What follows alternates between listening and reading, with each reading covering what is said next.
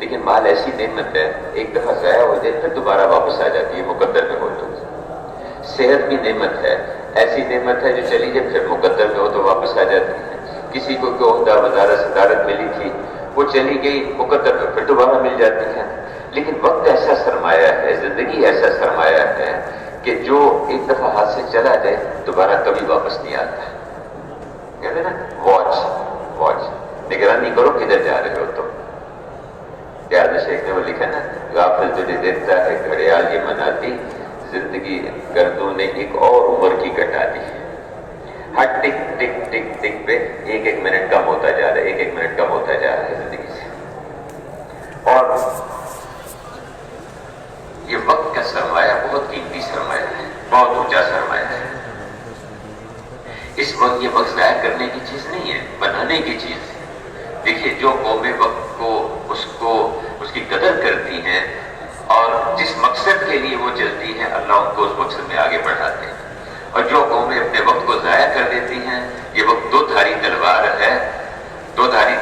ہے، یہ وقت نہیں ضائع کرتے بلکہ وقت ان کو ضائع کر دیتا ہے، تو خیر میں اس سے عرض کہ اللہ نے کوئی کام بھی، کوئی کیا خیال ہے، اللہ نے اس کائنات کے نظام کو ایسے بنا دیا، کوئی مقصد نہیں۔ اس کے دو مقصد بتائے گئے۔ ایک تو اس نظام میں اللہ نے انسانوں کی ضرورتیں چھپا دی ہیں، ضرورتیں رکھی ہیں انسان میں۔ ہوا انسان کی ضرورت کی چیز ہے، پانی انسان کی ضرورت کی چیز ہے، زمین میں طرح طرح کی اللہ نے نعمتیں چھپا رکھی ہیں۔ اس کو کہا گیا کہ اس پہ محنت کرو اور اپنی ضرورت کی چیزیں سے حاصل کر لو۔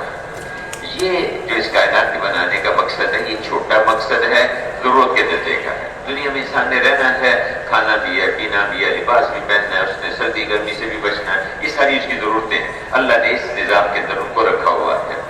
اس میں محنت کر کے، تحقیق کر کے، کوشش کر کے اس کو پورا کر لو، اس کو منع نہیں کیا گیا۔ یہ جتنے بھی حافظات علوم پڑھتے ہیں نا جی اسکول کالج یونیورسٹیوں میں، اس سب کا خلاصہ یہی ہے کہ ضرورتوں کو کیسے اچھے طریقے سے پورا کیا جائے۔ ایک آدمی ٹیکسٹائل انجینئرنگ ٹیکسٹائل انجینئرنگ میں ایک آدمی پڑھتا ہے، وہ کپڑا میرا کیسے اچھا بنے، لباس کیسے اچھا ملے لوگوں کو، اتنا ہی مقصود ہے نا جی اس کا۔ اسی طرح ایک آدمی فوڈ انڈسٹری میں کام کرتا ہے، کوئی کیمیکل انجینئر، حالانکہ بھی لوگوں کا کھانا اچھا ہو، معیاری ہو، اس پہ محنت کرتا ہے۔ ایسے ہی کوئی آدمی جوتوں کے اس میں کارخانے میں کام کرتا ہے، سواری کا گاڑیوں کی آٹو موبائل انجینئرنگ اس نے کر لی، اس میں پڑھتا ہے تاکہ لوگوں کا ایک جگہ سے دوسری جگہ جانا، یہ انسان کی ضرورتیں ہیں اور اچھے طریقے سے پوری ہو۔ 5 چیزیں انسان کی ضرورت ہے، بنیادی ضرورت، کھانا پینا، اس میں دوا دارو بھی آ جاتا ہے، لباس، رہائش، سواری اور نکاح، شادی، یہ 5 چیزیں انسان کی بنیادی ضرورتیں ہیں۔ تو ان پہ محنت کرنا، کوشش کرنا، ان کو صحیح طریقے سے ان کو سیکھنا اور لوگوں کو فائدہ پہنچانا، یہ غلط نہیں ہے۔ یہ آپ جو فنون سیکھتے ہیں یہ غلط نہیں ہے، ٹھیک ہے یہ، لیکن اس کے متعلق اللہ نے کچھ اصول بتا دیے ہیں، اللہ کے رسول نے اس کے طریقے بتا دیے، اور ان کو سیکھنے سے ایک تو نیت آدمی ٹھیک رکھے، نیت ٹھیک رکھے کہ نیت مجھے اوروں کو فائدہ پہنچانے کی نیت سے آدمی کی، جو کچھ اللہ نے مجھے دیا اس سے مجھے اوروں کو فائدہ پہنچانا ہے۔ دیکھیے فرمایا کہ یہ قرآن جو ہے یہ فائدہ دیتا ہے کن کو، جو متقی ہوتے ہیں، تقوی والے ہوتے ہیں۔ اور تقوی والے کون ہوتے ہیں؟ جن میں 3 باتیں ہوتی ہیں۔ ایک بات تو یہ ہے کہ ان کے اندر یہ یقین ہوتا ہے کہ بھی اس سارے نظام کو اللہ نے بنایا ہے، اللہ ہی پیدا کرنے والے، اللہ ہی اس کو چلانے والے، اللہ ہی نفع اور نقصان کے مالک ہیں، سب کچھ اللہ کے ہاتھ میں ہے۔ ایک تو یقین کرتے ہیں اور ہمیں اللہ کے پاس جانا ہے، مرنا ہے، اور آخر میں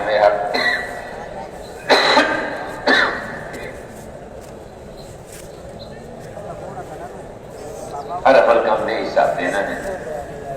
2 مائکرو کیمرے لگے ہوئے ہر ایک کے ساتھ، یہاں پر مائکرو کیمرے سمجھتے ہیں نا جی، 2 فرشتے لگے ہوئے ہیں ہر ایک کے ساتھ۔ آج تو سمجھنا بہت آسان ہے، اور ایک ریکارڈنگ ہو رہی ہے ہر ایک کی۔ اب یہ بالغ ہو گئے نا جی، 13-14 سال کے ہو گئے، 15 سال کے، ریکارڈنگ شروع ہو گئی پوری۔ بچپن میں تو اللہ بھی کہتے ہیں چلو بچے معصوم ہیں، چھوڑ دو اس دن۔ اب بلوغ کے بعد سے ساری ریکارڈنگ شروع ہو گئی، اور اس کے بعد قیامت کے دن، میں مثال کے طور پر سمجھانے کے لیے عرض کر رہا ہوں، باقی تو جو قرآن و حدیث میں جیسے بتایا کہ میں آج کے زمانے میں اس کو سمجھنا ان مثالوں سے ذرا آسان ہو گیا ہے۔ قیامت کی دنیا سمجھے کہ بہت بڑی میگا اسکرین ہے، ساری انسانیت اس کے سامنے بیٹھی ہوئی ہے، اور یہ مائکرو چپ اس کے اندر لگا دی گئی، اور اب آدمی کی ساری زندگی بلوغ سے لے کے موت تک اقرا کتاب لے اپنا مان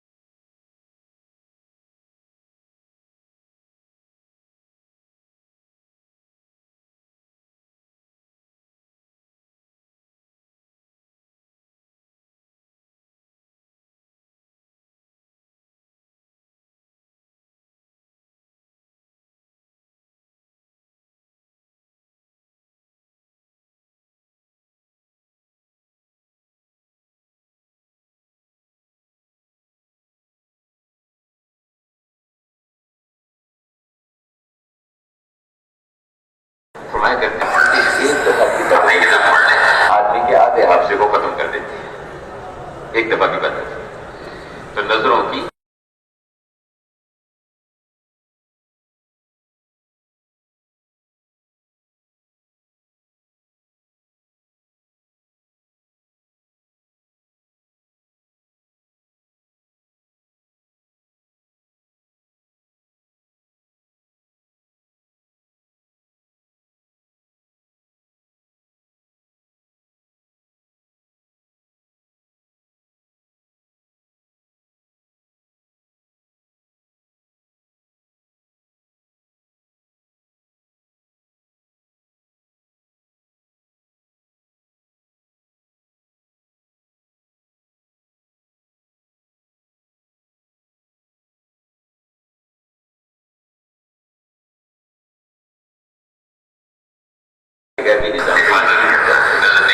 اور دوسری نشانی کیا ہے کہ یقین کرتے ہیں کہ اللہ ہی پالنے والے، اللہ ہی نفع دینے والے، اللہ پاک کی عزت کے مالک، اللہ پاک کی ذلت سے حفاظت کرنے والے، اللہ کے ہاتھ میں سب کچھ، اللہ کے قبضے میں سب کچھ ہے، یقین کرتے ہیں۔ اور اس کے ساتھ ساتھ دوسری بات کیا ہے کہ نماز کے ذریعے، عبادت کے ذریعے اللہ کے خزانوں سے فائدہ اٹھاتے ہیں۔ یہ جتنی عبادات ہے نا جی، یہ کوئی بوجھ نہیں ہے، یہ اللہ نے اپنے خزانوں سے لینے کے راستے دیے ہیں ہمیں، کہ اللہ نے اپنے خزانوں سے لینے کے راستے بتائے ہیں۔ دیکھو اللہ کے تمہیں سب کچھ ملے گا، اللہ سے ملے گا، راستہ تمہیں بتا دیتے ہیں۔ حج اللہ سے لینے کا راستہ ہے۔ کیا فرمایا نبی سے آتا ہے کہ حج کرو مالدار ہو جاؤ، حج کرو غنی ہو جاؤ۔ ارے 10 لاکھ خرچ کیا، 10 لاکھ خرچ کیا، اللہ کے رسول کہتے ہیں حج کرو غنی ہو جاؤ گے، مالدار ہو جاؤ گے۔ بار بار کا حج اور بار بار معمرہ آدمی کو مالدار بنا دیتا ہے، غنی بنا دیتا ہے۔ زکوٰۃ دیکھو، خشکی یا تری میں کوئی مال ضائع نہیں ہوتا اگر اس کی زکوٰۃ دی گئی ہو، مال کی حفاظت ہوگی زکوٰۃ دینے پر، صدقہ دینے پر۔ میں کہ صدقہ قسم کھا کے فرمایا کہ صدقہ دینے سے مال کم نہیں ہوتا ہے۔ میں کہ خرچ کر خرچ کر، عرش والے سے کمی کا خوف نہ کر۔ رزق کا دروازہ 7 آسمانوں سے اوپر اللہ کے عرش کے ساتھ جڑا ہوا ہے، نہ دن میں بند ہوتا ہے نہ رات میں بند ہوتا ہے۔ ہر روز ہر آدمی پر اس دروازے سے صدقہ ہوتا ہے، اس کے خرچ کے مقدر، اس کے صدقے کے مقدر، اس کی نیت کے مقدر۔ ایسے جو زیادہ خرچ کرتا ہے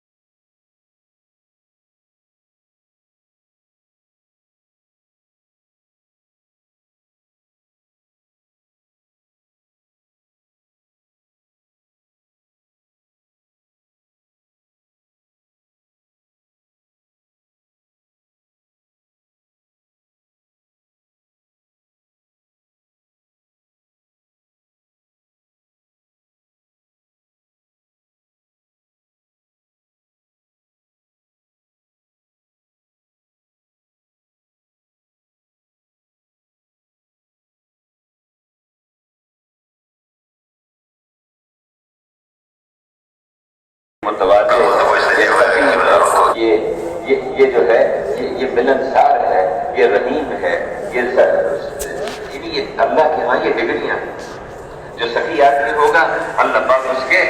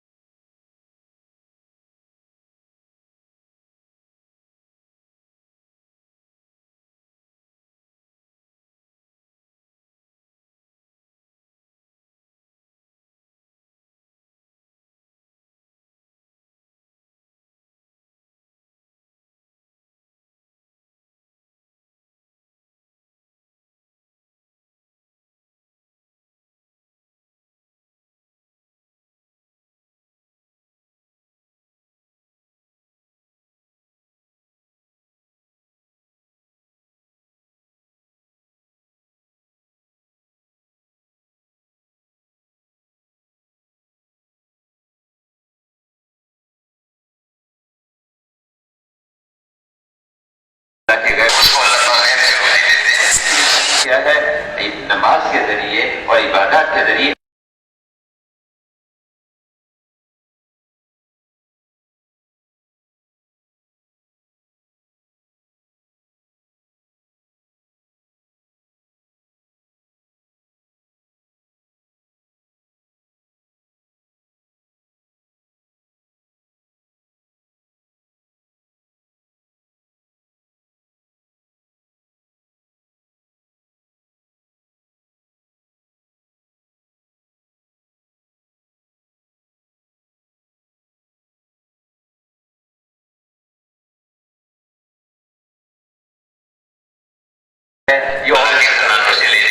فائدہ پہنچاتے ہیں. ان کو اللہ نے مال دیا، مال سے اوروں کو فائدہ پہنچاتے ہیں. ان کو اللہ نے کوئی علم دیا، اس سے اوروں کو فائدہ پہنچاتے ہیں. ان کو اللہ نے فن سکھا دیا، کسی کو ڈاکٹری سکھا دی، اللہ نے سکھایا. کسی کو اللہ پاک نے وہ تعبیر کا فن سکھا دیا، کسی کو اللہ پاک نے کھیتی باڑی کا فن سکھا دیا. یہ اللہ نے سکھایا، یہ واسطے بن گئے لوگ. تو سکھانے والے رب تربیت کرنے والے اللہ ہے. اس سے یہ یعنی ان فنون کو سیکھا انہوں نے اوروں کو فائدہ پہنچانے کی نیت سے.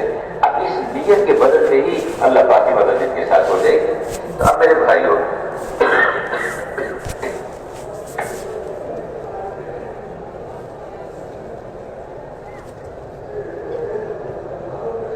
میں کہہ رہا تھا کہ اللہ نے یہ کائنات کو جو پیدا کیا دو مقصد ہیں.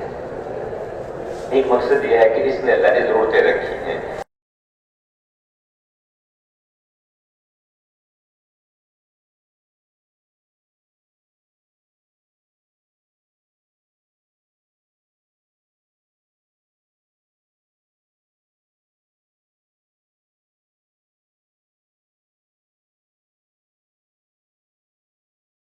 کہ بھائی اللہ بتانے کا طریقہ کیا ہے.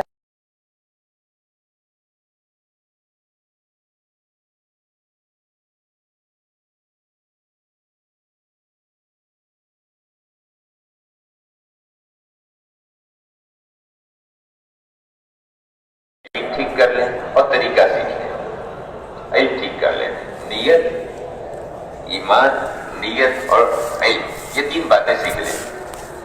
اگر یہ تین چیزیں آ جاتی ہیں، یقین ٹھیک ہے کہ بھائی اللہ نے کرنا ہے. پالنے والے، عبادت کرنے والے، امن دینے والے اللہ. اللہ کے علاوہ کوئی اور ہے ہی نہیں. پالنے والے بھی اللہ ہے، کام بنانے والے بھی اللہ ہے. یقین سے ہی. اور مجھے اللہ کے پاس جانا ہے بھائی، اللہ نے مجھ سے ہر چیز کا پوچھنا ہے، مجھے اس کی تیاری کرنی ہے. یقین اور طریقہ ٹھیک کرے. حضور والا طریقہ سیکھ لے. فضائل والا علم بھی سیکھے، بے اس عمل میں کیا مجھے ملے گا، اس پہ کیا ملے گا، کیا ملے گا. اور اس کے مسائل کا علم بھی سیکھے، اس کو علماء سے جا کے پوچھے. علم ٹھیک کرے. حضور کا طریقہ، حضور نے کیا طریقہ دیکھیں. کھانا کھانے کا ایک طریقہ آدمی جیسے چاہتا ہے کھا لے. جانور بھی کھاتے ہیں، پرندے بھی کھاتے ہیں. اور ایک طریقہ یہ کہ حضور نے کیسے کھانا کھانا بتایا، اس طرح کھا لے. کپڑا پہننا ہے، ایک طریقہ جیسے ماحول میں چلا، جیسے چاہے پہن لے، جو سا کپڑا چاہے پہن لے. ایک ابھی میرے نبی نے کون سا طریقہ. اللہ اکبر. میں ایک دفعہ میں نے عصر کی نماز ایک مسجد میں پڑھی. تو نماز کے بعد 3-4 بچے تقریباً سب کے 10-12 سال کی عمر کے ہوں گے، وہ بھی نماز پڑھ کے نکلے. تو ایک بچے نے شلوار کرتا اور سر پہ ٹوپی پہنی، بڑا خوبصورت ہے، باقی بچوں کے جیسے ماحول میں ہیں. تو میں نے ان بچوں سے پوچھا کہ تم میں سے سب سے اچھے کپڑے کس کے ہیں؟ تو بچوں کی عادت ہوتی ہے، ہر بچہ کہتا ہے میری سب سے اچھی چیز ہے. سب نے کہا کہ میرے کپڑے سب سے اچھے ہیں. اچھا، اس بچے سے میں نے پوچھا کہ تمہارے کپڑے سب سے اچھے کیوں ہیں، سب سے اچھے کیوں ہیں؟ اس بچے نے بڑا خوبصورت جواب دیا، بڑے واقعی رشک آیا. اس نے کہا کہ حضرت محمد صلی اللہ علیہ وسلم ایسے کپڑے پہنتے تھے، میں اس لیے میرے کپڑے سب سے اچھے ہیں. ہر بچہ 10 سال کا بچہ ہے، لیکن کتنا شاندار جواب دیا کہ میرے لیے حضور صلی اللہ علیہ وسلم ایسے کپڑے پہنتے تھے، اس لیے میں ان کے طریقے پہ. تو میں یہ کہہ رہا ہوں کہ علم ٹھیک ہو جائے، یقین ٹھیک ہو، اللہ پاک سے ملے گا سب کچھ، اللہ پاک راضی ہو جائے میرے کام بن کے. اور آخرت مرنا تو ہے ہی، اللہ کے پاس جانا ہے، مزے ہو جائیں گے، بعد آخرت میں جائیں گے، اللہ پاک ہمیں کامیاب کریں گے. اللہ بہلول رحمۃ اللہ علیہ جا رہے تھے تو کوئی بچے کھیل رہے تھے. ایک بچہ ایک طرف بیٹھا رو رہا تھا، اس کے پاس چلے گئے اور کہنے لگے کہ بیٹا تو کیوں رو رہا تھا؟ اگر تیرے پاس کھیلنے کے لیے بادام اخروٹ وغیرہ نہیں ہے تو میں تجھے لے دیتا ہوں، رونے کی کیا بات ہے؟ اس نے سر اٹھایا، اس نے اللہ اکبر، انہوں نے کہا کہ چچا کیا اللہ نے ہمیں کھیل کود کے ہی پیدا کیا؟ اللہ اکبر، آج بڑے بڑوں کو یہ بات سمجھ نہیں آ رہی کہ کھیل، ایک گیند کے پیچھے ساری امت پاگل ہو گئی، ایک بلے کے پیچھے پوری امت پاگل ہو گئی. میرے بچوں، یعنی ان کو وقت ضائع کرنے کی چیز تھوڑی، چلو وہ جو کھیلتے ہیں ان کو تو کوئی تھوڑا بہت مادی فائدہ ہو جاتا ہے، یہ دیکھنے والے ان کو کیا فائدہ ہوتا ہے؟ بس جب آدمی کی سمجھ جو ہے وہ کمزور ہو جاتی ہے، اس کو پتہ ہی نہیں چلتا کہ کیا ہو رہا ہے اس کے ساتھ. تو ہاں، کھیلتے تو کھیل ضرور کھیلنا چاہیے، اس کو منع نہیں ہے. آپ ذات نوجوان ہیں، ضرور آپ کو کچھ نہ کچھ ورزش، کچھ کھیل رکھنا چاہیے، لیکن اس میں چند باتیں ہم کا خیال رکھیں. ایک تو یہ کہ اس میں کوئی اللہ کی نافرمانی نہ ہو، کوئی شرعی اس کے اندر کوئی حکم نہ ٹوٹے. یہ علماء سے پوچھیں. میں سطر ہے، سطر پورا ڈھکا ہوا ہو، وہ کھیل کھیلنا کوئی ضروری ہے جس میں سطر آدمی کا ننگا ہو. اسی طرح نماز اس میں کوئی قضا نہ ہو، روزہ اس میں کسی کا قضا نہ ہو، اور اسی طرح سے وقت اس میں زیادہ نہ لگے. ہاں، جسم کی ورزش، جسم کا ٹھیک ہونا یہ بھی ضروری ہے، جسم کا مضبوط ہونا. یہ جو ساری عمر، میں کلینک میں بیٹھا تھا تو ایک بچہ 10 سال کا ہوگا، 10-12 سال کا، میں نے اس سے کہا، نظر اس کی کمزور تھی، میں نے کہا بیٹا تم کوئی کھیل بھی کھیلتے ہو، گیم بھی کھیلتے ہو؟ میں نے کہا جی ہاں کھیلتا ہوں. میں نے کہا کون سے کہتے ہیں؟ Video game. کہتے ویڈیو گیم کھیلتے. اب وہ بیچارے جب بیٹھے رہیں گے تو ہڈیوں کو بھی زنگ لگے گا اور جوڑے بھی جو ہیں ان کے جواب دیں. چھوٹے چھوٹے بچے کہتی جوڑوں میں درد ہو رہا ہے، کمر میں تکلیف ہو گئی. اللہ کے بندوں کو جسم کا استعمال ہوگا تو جسم ٹھیک ہوگا نا تمہارا. تو کھیل کود ہونا چاہیے، 1 گھنٹہ آدھا گھنٹہ روز آپ نکالیں اس کے، لیکن اس میں ان باتوں کا خیال رکھیں، ان چیزوں کا خیال رکھتے ہوئے اس میں اللہ کی نافرمانی کوئی نہ ہو. پھر میرے بھائی اور بھی چیزیں علماء کرام سے پوچھ لیں جا کے. اس کو جسم کا صحت مند ہونا یہ بھی مطلوب ہے. حضور نے فرمایا، جس کا مفہوم ہے کہ جو ضعیف ہے، جو یعنی طاقتور مومن ہے وہ اللہ کے نزدیک ضعیف مومن سے زیادہ پسندیدہ ہے، اگرچہ اجر دونوں کے لیے ہے. کیوں؟ یہ جو مضبوط طاقتور مومن ہے کسی کی مدد کر دے گا، جمعہ پڑھنے کے لیے دور جانا پڑے دور چلا جائے گا، کسی کا سامان اٹھا کے ایک جگہ سے دوسری جگہ رکھ دے گا، کوئی کسی جگہ کو قبر کھودنی پڑتی ہے وہ کھود دے گا، کسی بوڑھے کو اس کا سامان اٹھا کے دوسری جگہ رکھنا ہے، سڑک پار کرانی وہ کرا دے گا. اور جو بیچارہ کمزور دیکھو وہ اپنے آپ کو نہیں اٹھا سکے گا، اوروں پہ کیا کرے گا. اس لیے جسم کا مضبوط ہونا اور یہ جسم امانت ہے، اس کو ضائع کرنے کی اجازت نہیں ہے. اس لیے خودکشی حرام ہے. اللہ کی امانت ہے تمہارے پاس رکھی گئی ہے، تم کون ہوتے اس کو ضائع کرنے والے؟ اس لیے وہ چیز اختیار کرنا جس سے جسم کو نقصان پہنچے کسی بھی لائن سے، اس کی اجازت نہیں ہے. ہاں، مشقتیں آ جائیں، اللہ کے راستے میں چلتے ہوئے ان مشقتوں کا اپنا ایک اجر ہے، وہ الگ بات ہے. تو اس میں تو خیر کبھی جان بھی دینی پڑتی ہے. حضرت صحابہ کرام نے جانے قربان کی اس کے لیے. تو میں عرض کر رہا تھا کہ وہ بچے نے کہا، بہلول سے کہا، یاد ہے نا وہ قصہ جانا شروع کیا تھا ہم نے. بہلول نے اس نے کہا کہ چچا کیا اللہ نے ہمیں کھیلنے کے لیے پیدا کیا ہے؟ تو اس نے پوچھا کہ بیٹا اللہ نے کس لیے پیدا کیا ہے؟ اللہ نے ہمیں اس لیے پیدا کیا ہے کہ ہم آخرت کی تیاری کریں، ہم آخرت کی تیاری کریں۔ میں نے کہا کہ تو بیٹا تو رو کیوں رہا ہے؟ کہ میں رو اس لیے رہا ہوں کہ کہیں اللہ پاک مجھے جہنم کی آگ میں نہ ڈال دے، اس لیے رو رہا ہوں اس خوف سے۔ بہلول نے کہا کہ بیٹا اللہ نے تو وعدہ کر رکھا ہے کہ اللہ پاک کسی بچوں کو آگ میں نہیں ڈالے گا، چھوٹے چھوٹے بچے ہوتے ہیں معصوم ہیں تو آگ میں نہیں ڈالے گا۔ لیکن نہیں بہلول، میں دیکھتا ہوں کہ گھر میں میری ماں جب چولہے میں آگ جلاتی ہے تو چھوٹی چھوٹی چپٹیاں پہلے ڈالتی ہے، بعد میں بڑی لکڑیاں ڈالتی ہے، تو اللہ پاک بھی جب جہنم کی آگ لہکائیں تو پہلے کئی چھوٹے بچوں کو پہلے نہ ڈالے، بعد میں بڑوں کو ڈالے، اس لیے رو رہا ہوں اس طرح سے۔ آخرت کا خوف، آخرت کا استعداد۔ تو میں سمجھتا کہ یہ تین علم ٹھیک ہو، ایمان ہو، علم ہو، یعنی حضور والا طریقہ، فضائل والا علم، اور اس کے ساتھ ساتھ نیت ٹھیک ہو۔ جو بھی جس کام کو بھی ہم کریں گے ان تین باتوں کا خیال رکھ کے کریں گے، یہ دین بن جائے گا ہمارا۔ کالج میں جا رہے ہیں صحیح نیت کے ساتھ جائیں اور یقین کے ساتھ جائیں کہ اللہ پاک کام بنانے والے، اللہ پاک نے اور مجھے اللہ کے پاس جانا ہے اور مجھے ہر عمل کا اللہ کو جواب دینا ہے۔ استاد کے متعلق اللہ کے کیا احکامات ہیں میں اس کو پورا کروں گا۔ استاد سے ادب سے پیش آنا، اس کے ساتھ محبت سے پیش آنا، کہ جس سے کو تم ایک لفظ بھی سیکھو۔ وہ علی کرم اللہ وجہ کا فرمان کہ جس نے مجھے ایک لفظ بھی سکھایا میں اس کا غلام ہوں، وہ میرا آقا ہے، چاہے مجھے بیچتے چاہے اپنے پاس رکھے۔ یہ جن سے ہم فنون سیکھتے ہیں ان کے ساتھ ادب سے پیش آنا یہ بھی اس کا حصہ ہے۔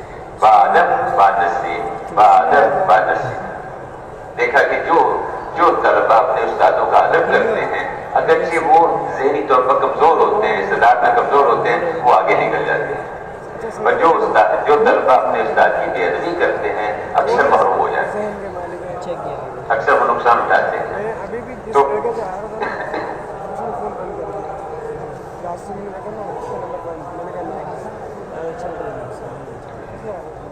اسی طرح ہم جس ادارے میں ہیں وہاں کیسے ہم نے رہنا اس کو ہم سیکھیں، اس کو یقین کے ساتھ اور حضور والا طریقہ۔ یہ جو ہڑتالیں جلوس کرنا نکالنا یہ ہمارا طریقہ نہیں ہے۔ دیکھیں ہمارا کسی مخلوق سے کوئی مطالبہ نہیں، ان بیچاروں کے ہاتھ میں کچھ ہے ہی نہیں، جو بھی مسئلہ وہ تو اللہ پاک کی طرف سے فیصلہ ہوگا۔ ہم ہڑتال کریں، توڑ پھوڑ کریں، جلوس نکالیں، کیوں؟ پھر یہ ہمارے مطالبے پورے کیے ہیں۔ اسلام مطالبوں کا دین نہیں، اسلام ذمہ داریوں کی ادائیگی کا دین ہے۔ اسلام اس میں حقوق کے مطالبے نہیں ہیں، اس میں حقوق کی ادائیگی ہے۔ جہاں مطالبے ہوں گے وہاں لڑائیاں ہوں گی، جھگڑے ہوں گے۔ استاد اپنی یونین بنا کے مطالبے کریں گے کہ طلبہ ہمارے یہ مطالبے پورے کریں، طلبہ اپنی یونینیں بنا کے مطالبے کریں گے کہ جی استاد ہمارے، حکومت ہمارے، اور اب جب یہ ہوگے تو وہاں جھگڑے ہوں گے، لڑائیاں ہوں گی، مار کٹائی ہوگی۔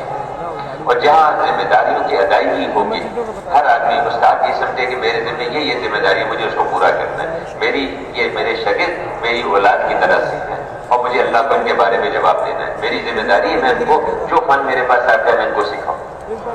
اسی طرح شاگردوں کی یہ ذمہ داری ہے کہ اپنے استاد کے ساتھ ادب سے پیش آئیں، احترام سے پیش آئیں، ان کے لیے دعا کریں، اللہ توفیق دے، اللہ کی رضا کے لیے کبھی کبھار کوئی ہدیہ دے دیا، کوئی تسبیح دے دی، کوئی خوشبو دے دی، کوئی پھل ان کو دے دی، ان کا ہمارے اوپر حق ہے، یہ ہمارے باپ کی جگہ ہے، استاد باپ کی جگہ ہے۔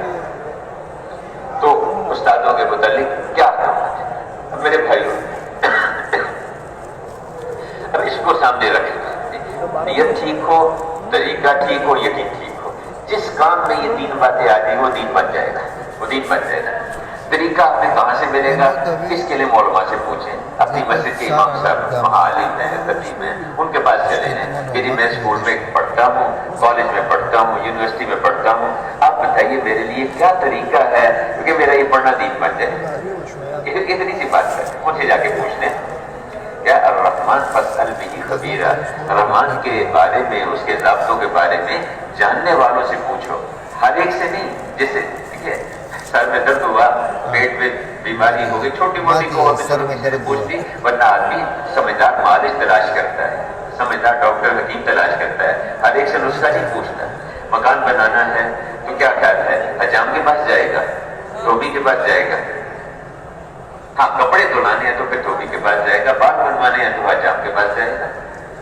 तो जो जिस लाइन के, इसलिए अहले इल्म के पास जाना, उनसे जाके पूछना। अब ये जो पूछने के लिए चलेंगे, अल्लाह अकबर, इस आदमी के लिए यानी फरिश्ते उसके हिसाब में पर बिछाना शुरू कर देंगे। ये अल्लाह के अहकामात पूछने के लिए जा रहा है, ये अल्लाह के रसूल के तरीके पूछने के लिए जा रहा है, अल्लाह के फरिश्ते इसके हिसाब में पर बिछा रहे हैं। चींटियां इसके लिए दुआएं मांग रही हैं अपने बिलों में, मछलियां इसके लिए दुआएं मांग रही हैं अपने समुद्रों के अंदर, दरियाओं के अंदर, परिंदे इसके लिए।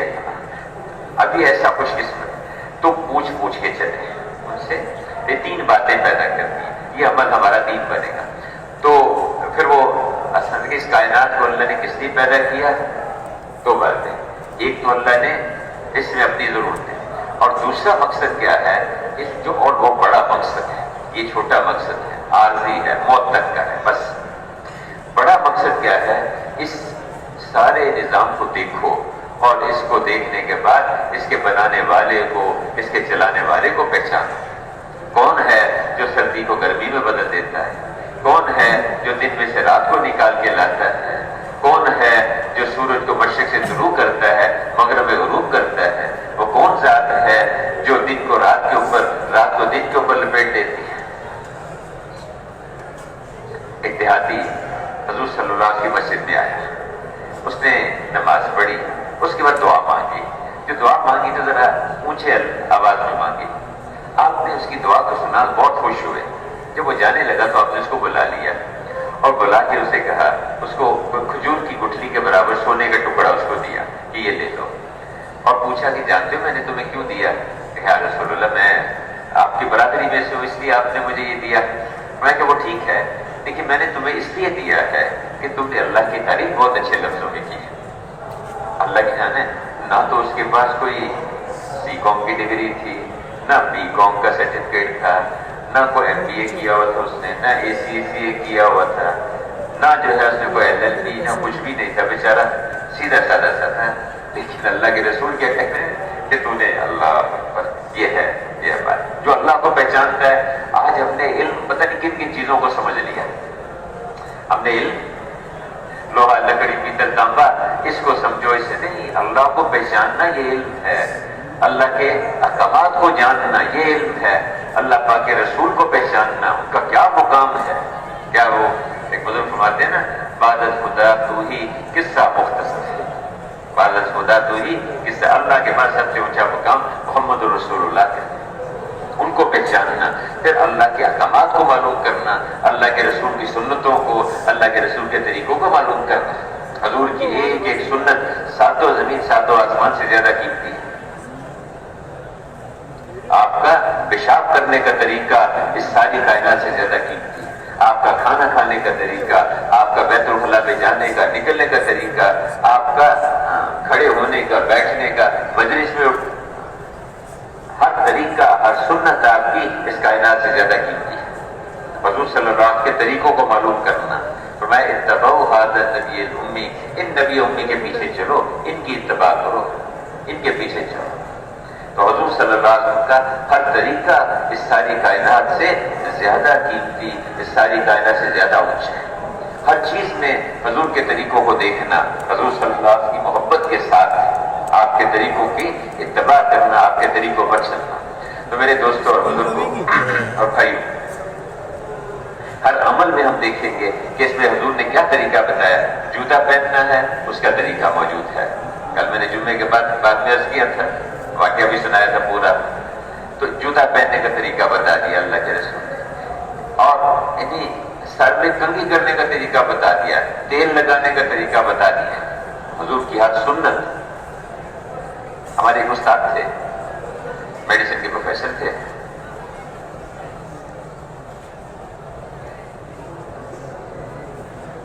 भाई क्या बात है, ये जो जलत फिरत हो रही क्या बात है, समझ नहीं आ रही कुछ, क्या वजह है ये सारे बीच में जाने। اگر آگے پیچھے ہوگے نا یہ جب کی بیٹھیں تو یہ ہمارے مسجد اچھا نہیں لگتا بیچ میں سے اٹھ کے ایسے جانا. 35 نمبر یہ پہلے والے گڈے لے کے کھڑے کس کے بیچ میں کھڑے بھائی ادھر کو جو آپ لوگ اگر بیٹھ دینا ہے 34 نمبر پلر یا بیٹھ کے بعد 35 مستقل یہاں چلت پھرت چل رہی ہے یہاں پر. تو میں اس کرتے کہ ہمارے ایک استاد تھے جو میڈیسن کے پروفیسر تھے. تو ایک دفعہ وہاں امریکہ تشریف لے گئے, کانفرنس تھی ایک میڈیسن کی. تو اس میں ایک ڈنر تھا, کھانا تھا رات کا, اس پہ سب کو جمع کیا گیا. اس کھانے پہ بیٹھے تھے تو انہوں نے جو کھانا کھایا اپنی رکابی کو, اپنی پلیٹ کو بہت اچھی طرح صاف کر دیا, جو سنت طریقہ ہے. تو ان کے پاس جو ایک ساتھ دوسرا ایک پروفیسر بیٹھا تھا, وہ غیر مسلم تھا. اس نے دیکھا تو اس نے تھوڑا اعتراض کیا. اس نے کہا جی آپ نے کیسے عجیب طریقے سے کھانا کھایا ہے. انہوں نے کہا کہ نہیں, یہ تو سب سے اچھا طریقہ کھانا کھانے کا. جو دائی ہوگا نا وہ اپنی چیز سے دوسروں کی چیزوں سے محروم نہیں ہوگا, متاثر نہیں ہوگا. جو دائی ہوگا, جس کو اللہ اور اللہ کے رسول کی محبت ہوگی اور اس کی عظمت ہوگی, وہ سامنے رکھے گا کہ یہ بات ہے, متاثر نہیں ہونا چاہیے زیادہ اس سے. تو انہوں نے کہا کہ نہیں, یہ سب سے اچھا طریقہ کھانا کھانے کا. انہوں نے پوچھا کہ کیسے یہ سب سے اچھا ہے. میں نے کہا کہ دیکھو بات یہ ہے کہ میں نے کھانا کھایا, میں نے پلیٹ صاف کر دی, تم 25 آدمی یہاں بیٹھے ہو, سب نے کھانا کھایا, سب نے تھوڑا تھوڑا کھانا اپنے برتنوں میں چھوڑ دیا. ایک نقصان تو یہ ہوا کہ جن لوگوں نے ہاتھ چلائے, بیج ڈالے, پانی لگائے, دن رات ایک کر کے انہوں نے سبزیاں پھل وغیرہ اگائے, جانور انہوں نے پالے, اور تم نے ان سب کی محنت کو کچرے میں ڈال دیا. دوسرا نقصان تم نے کیا کیا کہ جنہوں نے وہاں سے خریدا, کاٹا, پکایا, تیار کیا, سجایا, تمہارے سامنے لا کے رکھا, تم نے ان کی محنت کو بھی اٹھا کے کچرے میں ڈال دیا. تیسرا نقصان تم نے یہ کیا, تیسرا نقصان کیا کیا تم نے کہ اگر اس کھانے کو ہم جمع کر لیتے, جو ضائع ہوا ہے, اس سارے کو جمع کر لیتے, اور اس کو جمع کرنے کے بعد ہم کسی ایسے ملک میں بھجوا دیتے. ان دنوں بعد ملکوں میں قحط چل رہا تھا, یہ آج سے 40 سال پہلے کی بات عرض کروں, افریقہ کے بعد ملک تھے, کہ اگر ان ملکوں میں ہم بھیج دیتے تو وہاں جو لوگ بھوک سے مر رہے ہیں ان کی بھوک کا انتظام ہو سکتا تھا. تم نے ان کے مارنے میں بھی حصہ ڈال دیا تم نے. پھر اگلی بات یہ ہے کہ اگر یہ برتن باورچی خانے میں رکھا جائے گا, فوراً تو نہیں دھلے گا نا جی, وقت لگتا ہے تھوڑا سا. برتن وہاں رکھے ہوئے ہیں, 4 گھنٹے 6 گھنٹے پڑے ہوئے ہیں, تو ان پر جو کیڑے مکوڑے آئیں گے تو بتاؤ تمہارے برتنوں پہ آئیں گے یا میرے برتن پہ؟ کہا کہ ہمارے برتنوں پہ. کہ اچھا, ان کیڑے مکوڑوں سے جو بیماریاں پھیلے گی تو تمہارے برتن ذریعہ بنے یا میرا برتن؟ کہ ہمارے برتن. اچھا یہ بتاؤ کہ ان برتنوں کو صاف کرنے میں مشقت کس برتن پہ زیادہ لگے گی, تمہارے برتن پہ میرے برتن پہ؟ گرم پانی کس پہ زیادہ خرچ ہوگا, تمہارے برتن پہ میرے برتن پہ؟ اور ڈٹرجنٹ اور صابن کس پہ زیادہ خرچ ہوگا, تمہارے برتن پہ یا میرے برتن پہ؟ اور بھی کچھ باتیں کہہ کے پھر آخر میں کہا اب تم فیصلہ کرو کہ کون سا طریقہ اچھا ہے کھانا کھانے کا. تو اس نے کہا, اس کی گردن جو سنتے سنتے میز تک پہنچ گئی. اس نے کہا نہیں, یہ طریقہ سب سے اچھا ہے کھانے کا, اور یہ ایک سنت ہے اللہ کے رسول کی. ایک سنت, ہم کہتے ہیں سنت ہے, سنت ہی تو ہے. ارے اللہ کے بندو, سنت کی کیا قیمت ہے تمہیں کیا پتا, کیا پتا. ایک ایک سنت اللہ کے رسول کی, ایک ایک سنت اتنی اونچی ہے, اتنی قیمتی ہے. آپ کا راستہ چلنے کا طریقہ اس سے بڑھیا طریقہ کسی کے پاس, آپ کا بات کرنے کا طریقہ. ایک جماعت ہے